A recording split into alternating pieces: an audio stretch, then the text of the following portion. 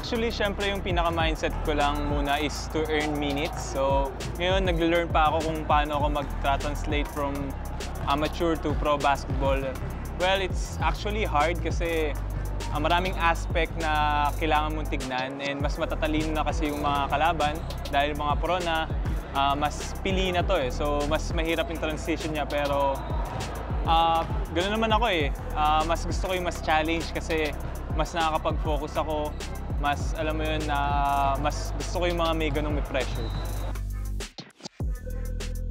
Well, actually, it's surprising kasi ang akala ko dati kapag pro na, kanya-kanyang ng buhay. Pero dito, sabi ko nga sa mga interview, parang ano siya eh, parang college pa rin eh. So, family, magkakaibigan. So, iba yung ine-expect ko sa, alam mo yun, sa reality dito dahil grabe yung mga kuya ko dito. Kung paano nila ako tinanggap, winelcome. So, parang college talaga. Well, ang pinaka-excited lang ako siguro yung travel eh. So, nagagamit ko yung basketball para makapag-travel. And syempre, ang pinaka-excited akong makalaban is yung mga Korean teams, mga Japanese teams.